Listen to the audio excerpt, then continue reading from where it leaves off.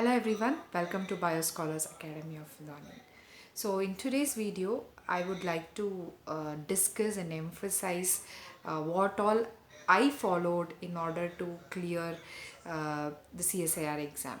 So many students, they keep asking me on and off what was your preparation strategy, and I haven't put a full-fledged video on what exactly was my preparation strategy.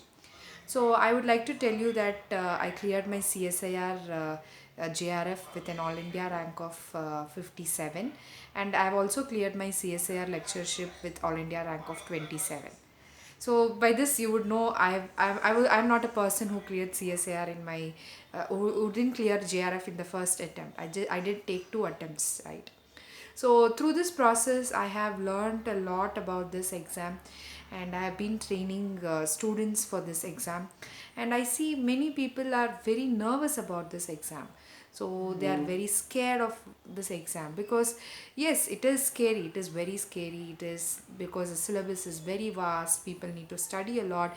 Yes, everything is there. But with the right guidance, with the right preparation, and right confidence, you'll definitely be able to clear this exam.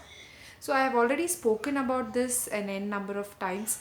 I would like to just emphasize everything at once, and I wanted to put in a video also because many of them are going to write the exam in January, and I thought it would be useful for them. So as I always tell, unit selection, I have made an video on unit selection. So if you choose the right units, you're halfway through the exam.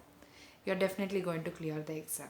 So the very first time when I wrote the exam, I did this mistake of studying almost all the units. Okay, so I ended up not writing so well, right? So then I decided I will choose all the units which I am very comfortable with. Say for example, I'm from an MSc biotechnology background, so I chose methods in biology. I chose unit 8. I chose unit 3, inheritance biology, molecular biology, cell biology. So I chose all these units. So which I was more comfortable in, which was very easy for me to understand. So but I didn't study much from plant physiology since I was not having much knowledge, but I did study photosynthesis from plant physiology. Like it was, you had a lot of topics like C3, C4, C5. I thought that was very much relating with my metabolism chapter, so I did study that topics. And I also studied plant hormones, and also one more topic, that is secondary factors, or I'm not getting that. Oh shit. Yeah, secondary metabolites. So I did study secondary metabolites from plant physiology. So this is how you have to choose your strengths, okay? And it is ultimately from part C, from 75 questions you have to answer only 25 questions. So that thing many people fail to understand, and they put a lot of pressure on their brains thinking that you need to study everything in order to clear the exam. That is something which I tell every student whom I meet. Please don't have that impression that you have to study all the 13 units. You really cannot do that, and it's not possible within a stipulated time that we are given. So it is not possible to study all the units. Select the units very thoroughly. And second thing, I want to emphasize this: directly don't go and study a very standard book. Okay, it will become very difficult to for you to understand it. Okay, so first you can go with, if you don't know what is cell cycle, what is the use in studying cell cycle standard books? So if you don't know what are the basics of biochemistry, there is no use in studying Leninger, right? So first clear your basics, and I felt Pathfinder is one such book where you could get your all your basics cleared. Okay, and if you don't know ABCDs of ecology and evolution, first go for NCRT 12th standard book, revise, and then go for standard textbooks. Okay, so there are a lot of things like that.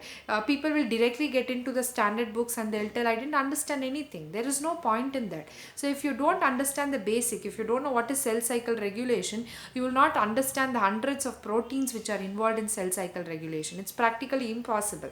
So first try to understand the basics of every topic. Okay, whatever topic you choose, try to understand the basics. Okay, the first thing is unit selection, the second thing is understand the basic, and third thing, as I always emphasize, practice questions. The more you practice question, the more your basics will be clear, and the more you will get confidence. Okay, and that confidence will help you to clear your exam. Okay, and while practicing question, as I always emphasize, practice part B, part C, both equally, in equal ways. Okay, and I didn't give much importance to part A, that is aptitude, because I gave more of my more I devoted more of my time for part B and part C preparation. That is what I actually did. And notes writing is very very important, which many of them fail to do it. You get materials online, you get so many beautiful materials online, but nothing like handwritten notes, especially your own handwritten notes, right? So there's nothing like that. So when you understand a topic and write it in your own words, you make a flow chart, or you make anything like use different colors to denote different proteins. So especially when you read cell cycle regulation, apoptosis, cell signaling mechanism, so for each kind of protein, you use different colors, you use your creativity to remember things.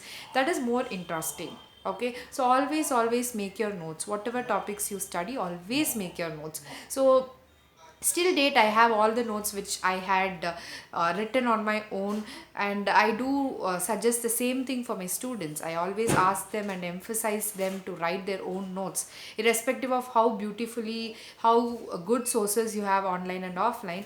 Always make your own notes. Yeah. Then lastly, have consistency. Okay, so every day you need to study. It's not like one day you study and next day you leave. It should not be like that. Every day you need to study, day in and day out. You need to prepare for your topics. Okay,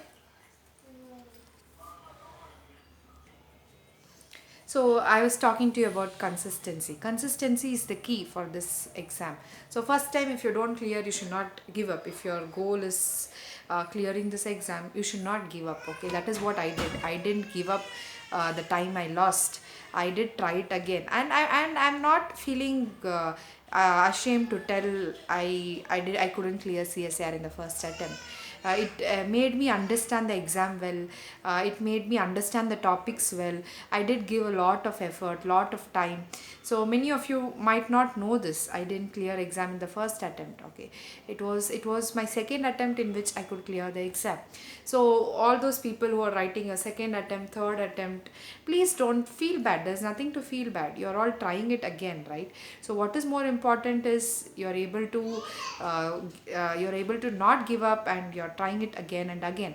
So this time you have to give your best than what you had done previously. Okay, so this is what I wanted to actually share.